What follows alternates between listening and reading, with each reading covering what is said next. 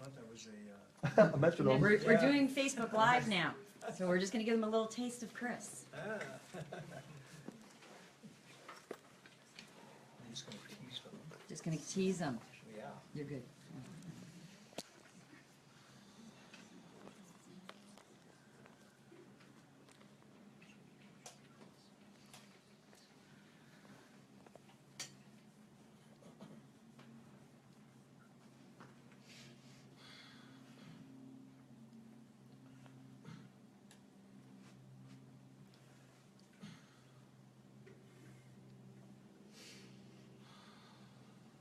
And we trust that you are comfortable and that your bellies are full. There might still be a few sweet darts over there. Joseph did not eat them all. And we thank you for your continued consideration. Thank you. Thank you.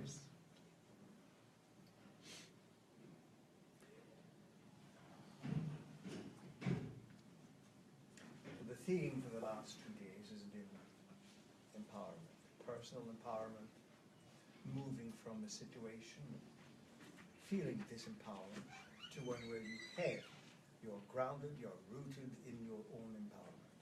That comes from your own platform of grace, and love, and compassion. So we would like to revisit that subject, feeling less powerful or feeling completely disempowered. And for yourself, for example. And we apologize if we put you on the spot. Not really, but we need to say it. When you dealt with your daughter and other situations, your father in the past, and these dramas exploded in your face, literally. How did you feel? Sad, upset, angry, scared. As if somehow or other there was nothing you could do, and these situations were overpowering you. Is Yes. that approximately correct? Yes. Considering what you experienced this weekend, the information and the revelations that have occurred, how would you feel now? I'm calm. I'm at ease, and I'm ready to go out there and show them some more love and compassion. Indeed. So you have put on your loving boxing gloves. Yes. Make sure they are very puffy. Oh, they are. Very- Stuffed animals. How does that make you feel? Happy. I'm not worried. I'm not stressed. I feel calmness. It powerful. May we add a word? So You feel like you have more control over your situation. yes, very much so. And that is often what individuals who are suddenly in a state of powerlessness fear the most, lack of control. Not over a situation, not over others, over their own fate, over their own reality. No control. This is an opportunity then to realize just how much more control you have over your own state of mind. Because the mind is a very interesting and sometimes mysterious thing. But first and foremost, an unexplored mind may indeed become your enemy. An explored, understood, befriended and loved mind becomes your ally and your friend. And that is very, very important to consider. Because everything occurs within your mind, and it is then funneled out towards your physical situation. what you are is an amalgam of many, many kinds of thoughts, beliefs, encompassing a state of mind. So everything occurs there. And that is where you have this mechanism with which you begin to understand your reality. So we wanted to bring this point home, that you are always and have always been in control of your situation. But now you know what the mechanism is. And control of the situation does not mean that you manipulate yourself or others. It simply means that you know where you stand, and you stand anchored in the rock bed of your being. In the deepest part of your being, you are connected, you are rooted in that inner universe. There are many people searching for answers, searching for knowledge, searching for a means to have some kind of power or mastery. There are all types of courses and workshops and weekends and seminars proclaiming to help you gain mastery over this and mastery over that. The only mastery that you need is an understanding of who and what you are. That you are beyond the mind, but that the mind is your instrument. Just like you are something beyond your car, but your car is an instrument, it is a vehicle which takes you from point A to point B. And you do not even need to know anything more than to put the key in the ignition, turn it, and there it goes. You do not need to have degrees in mechanics. That makes sense to you? Yes.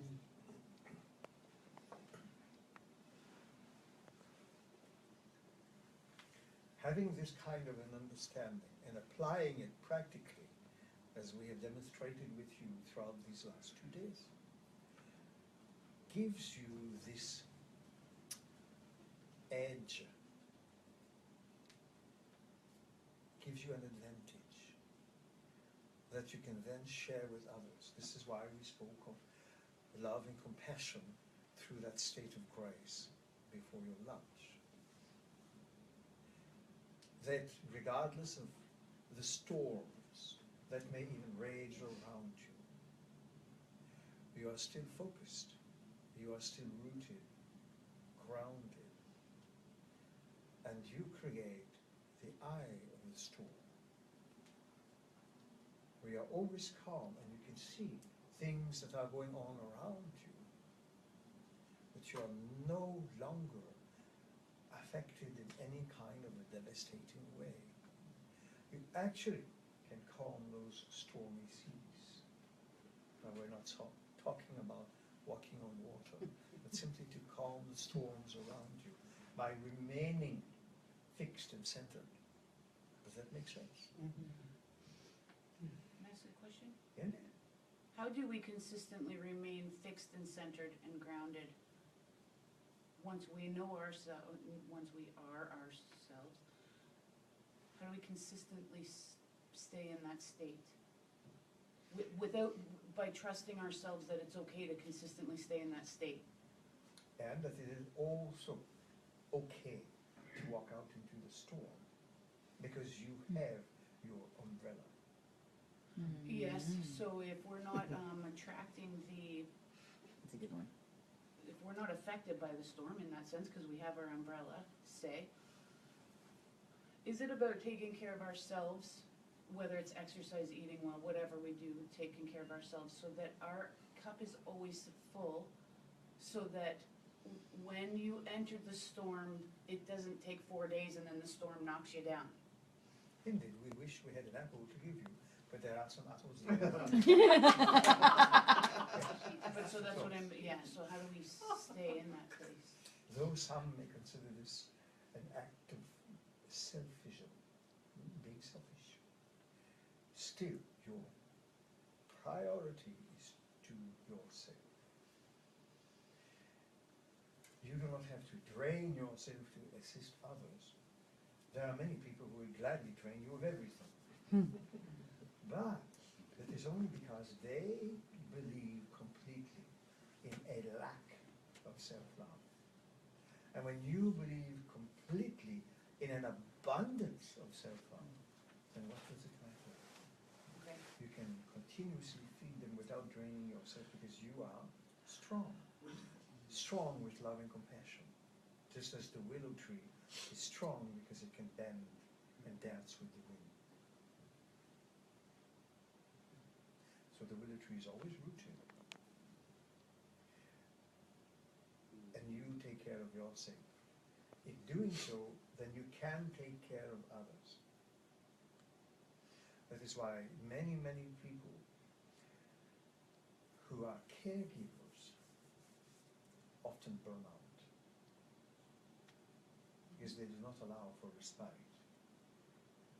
So you can allow yourselves as much respite as you need.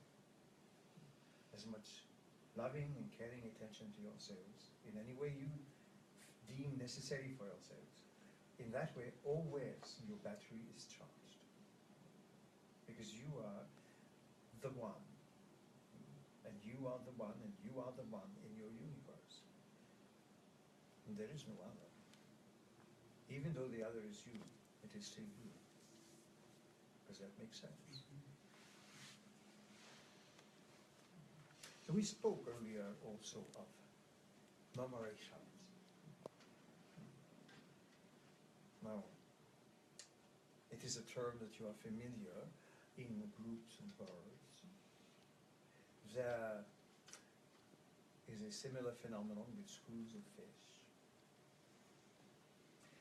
But we want to bring another level of understanding on the subject matter. And that is, and we are going to make something up because you don't have appropriate words in your language. But you are murmurations of consciousness. So you dance and sing with consciousness, and you give yourselves shape and form in whatever dimension and reality you find yourselves. Because this is not your true eternal form, though it carries some traits and characteristics. But your shape is as pliable and as malleable as any species that creates murmurations. You are your own murmuration. Does that make some sense to you? However bizarre. So you come into this reality, you fly in or flock in or swim in many different realities, and you bring all of those elements with which you give shape to your being. And you are never cut off. You are not a finished product at the end of an assembly line of the human genetic pool. You are a beautiful creation of so many different elements, whether it is stardust, moonbeams, sun rays,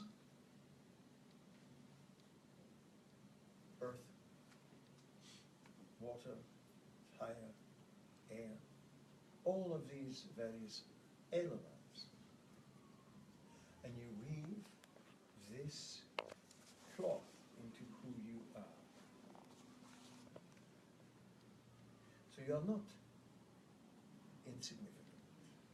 You are not just a temporary blip on the radar of world history. You are a deep and abiding state of consciousness. So we just wish to have this shared with you so that you can add to the ideas of who and what you are in such a beautiful, delightful, and perhaps even delicious way,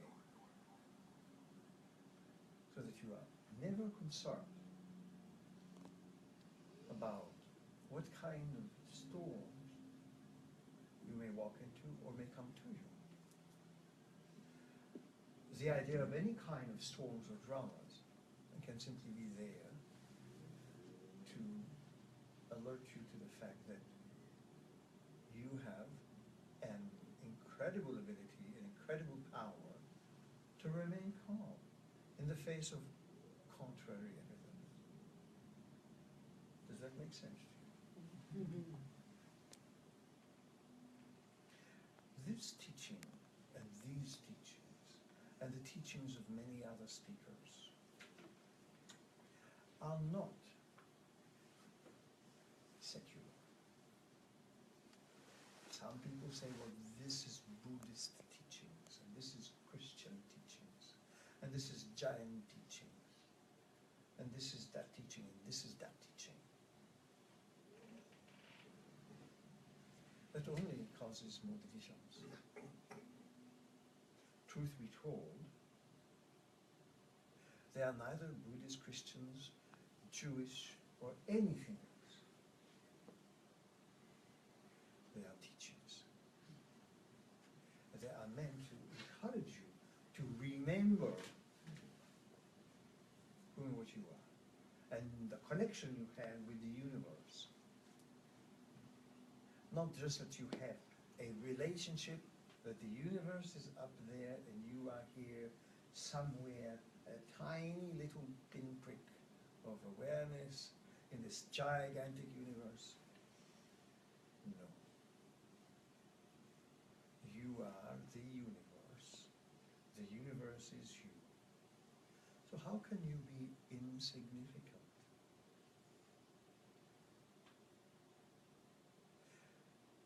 The word insignificant itself might need to be relegated to something else, not in your vocabulary. And the more you consider this, then the more you can feel that this vast universal power that you are is yours, just like the potter or the artist or the musician feels this energy course through their veins, and they miraculously sit at the keyboard or somewhere else, sit at the potter's wheel, stand in front of his easel and paint and create music, create pottery. Does that make sense to you? Do you follow? Of course I follow. I'm trying to stay awake. It's like, this is so deep. Yeah, I'm here, I'm following. And we should also strongly suggest that for the next few days, you simply let all of this information just stay in the background. You do not need to begin to process it, to think about it, and to hurt your little brains in that way. But in a few days' time, perhaps you will have access to the videos. Then you can begin to revise. And you will have surprises. There are many things you will swear you did not hear there. But the information itself will be processed by your inner being. And then the changes start happening. Sometimes in very small increments, sometimes in leaps and bounds of consciousness and understanding. But do not force it. You may have an interpretation of something that was said now, and in a week's time or a month's time, something entirely different will pop into your mind. You will have another insight. And those insights will be very important because they will leapfrog onto other insights. Because the information shared here is not it. And we can even say that all of these words and all that information shared with you, as lovely as your presences are and as much as we love sharing with you, is not it. It is what will happen after the fact. after you have ingested and digested some of this information, that's when it begins to happen and to count and make sense. And your lives begin to transform. However moved you have been this weekend, as we suggested, buckle up. And of course you are meant to have fun with this. This is not something that has to be brought onto some high altar for you to be in awe of. It has to be lived through the cells of your being. Your body will also teach you, because that information is what sings and murmurs inside your heart and in each and every cell of your being. There's nothing to do with us. We're not bringing some kind of high knowledge from somewhere. You need to hear this information because you create it. We are simply a lone voice that is here to remind you of what you do not necessarily often listen to. So you have put yourselves in a situation where you can't get out of it now. So all of the information that has been heard cannot be unheard. It can be ignored, it can be put aside, but it will still percolate below the surface of your awareness and bring its gifts. And its greatest gift, not ours, your greatest gift, is a different perception of life. That is the greatest gift that you're offering yourself, and you have done it this way. And it is acceptable, and we respect that. The most important thing is you. That is what this year of the you will be about as well.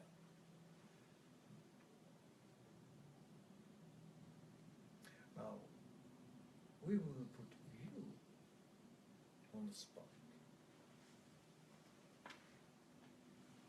Rather, we will ask Alexander to be in the spot. So we will gladly return Joseph to your lovely selves, and perhaps after a few moments or a small break, if you are so willing, that you may share Alexander with this little group. Does that strike you as something nice? I saw a bit of that coming, yes. It's looming out there, getting closer. So we simply took the initiative. I kept moving closer. Yes, we have. We will return Joseph to your lovely and joyous selves, and we will continue later. Thank you, Chris.